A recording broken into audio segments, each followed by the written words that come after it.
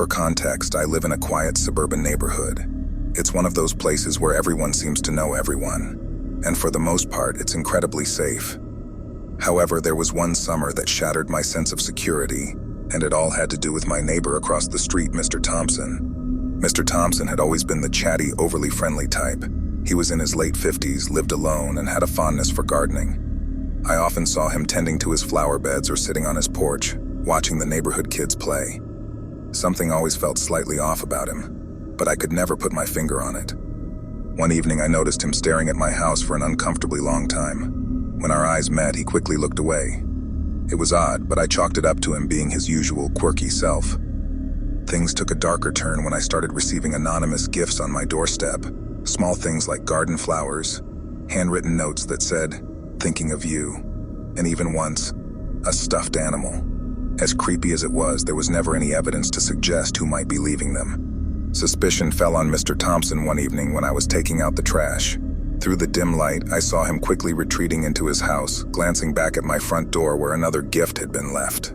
I decided enough was enough and confronted him the next day. "Mr. Thompson, do you know anything about these gifts being left on my doorstep?" He looked flustered but quickly composed himself. "Gifts? Why no, but that does sound like a lovely gesture from someone." Unsatisfied but unable to push the issue without proof, I invested in a security camera. It didn't take long to catch the culprit. The very next night, footage showed Mr. Thompson crossing the street and placing a small package on my doorstep. He even looked directly at where he knew the camera would be and smiled, waving as if it were the most normal thing in the world. I was beyond unnerved. I reported the incident to the police, showing them the footage. They questioned Mr. Thompson, who claimed it was all a misunderstanding, that he was just being neighborly. Although they issued a warning, they said there wasn't enough to charge him with anything. I didn't feel safe anymore, so I decided to move out, relocating to another town altogether. I thought that would be the end of it. A few weeks after settling into my new place, I received a letter with no return address. Inside was a handwritten note that read, "A good neighbor is always close, thinking of you." Safe to say, I invested in a top-of-the-line security system and became a lot more selective about who I consider neighborly. Mr. Thompson, let's not meet again.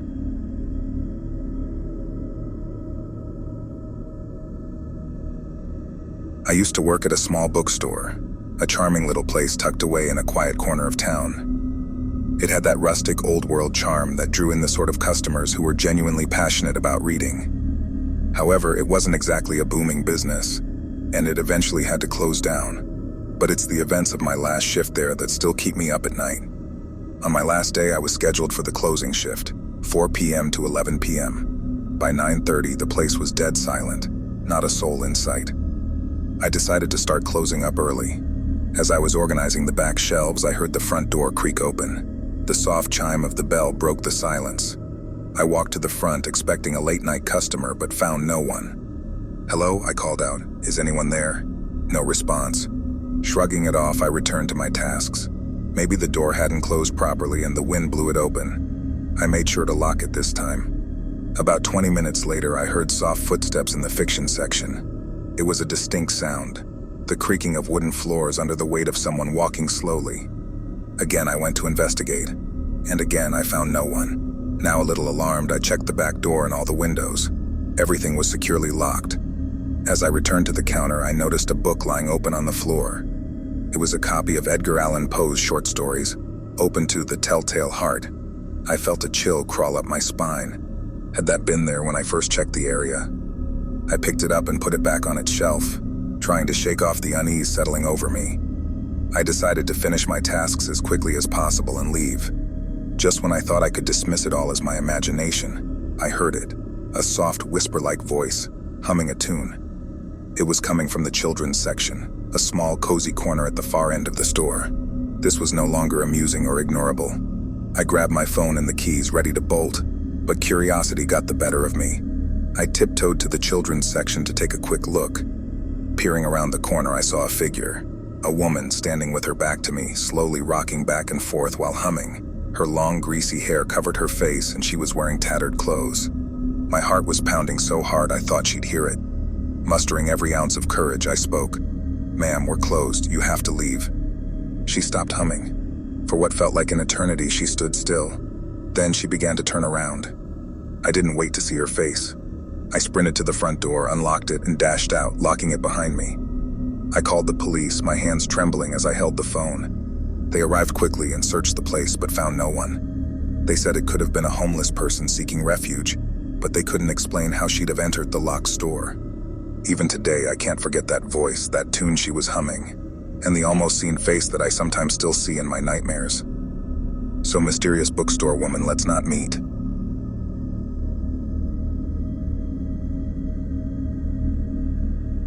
So I'm an Uber driver, and I've had my share of weird riders, but there was one night that made me seriously consider giving up this gig.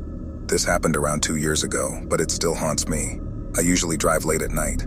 Fewer drivers on the road, and usually the riders are too tired or too drunk to be problematic.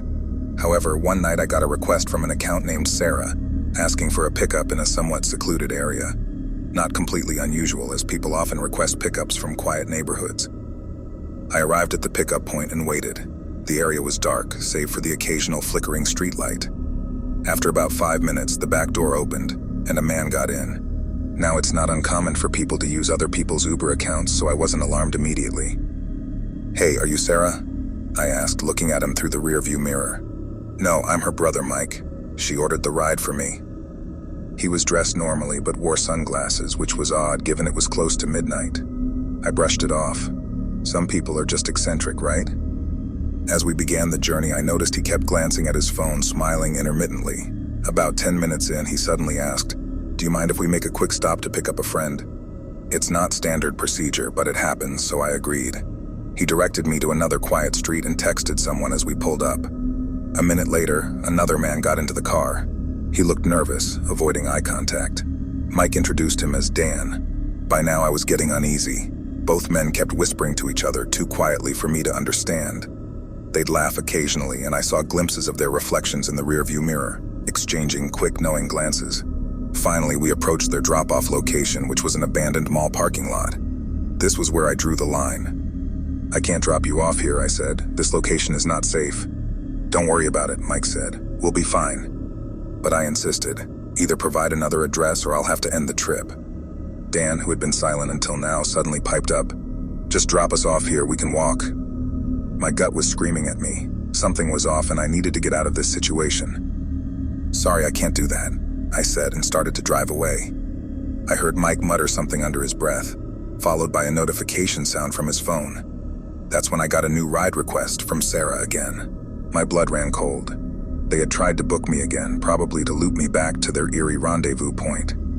I declined the request and immediately ended the trip, pulling into a well-lit gas station.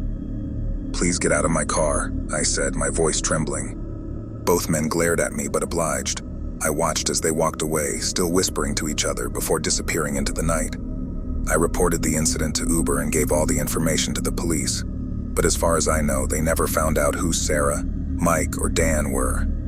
To this day, I still wonder what would have happened if I had let them guide me back to their original drop-off point. Needless to say, I now keep my doors locked until I've confirmed the identity of my riders. So Sarah, Mike, and Dan, whoever you are, let's not meet again. Well, there you have it, folks. A tale that might just keep you up tonight. If you dare to hear more stories that go bump in the night, you know what to do. Hit that subscribe button and ring the notification bell so you won't miss out on any of our haunting adventures. Give this video a thumbs up if it sent a chill down your spine, and share it with those who could use a little scare. Remember, some stories are just tales, while others, well, let's just say you might want to keep that nightlight on. See you in the next video if you dare. Until then, sweet nightmares.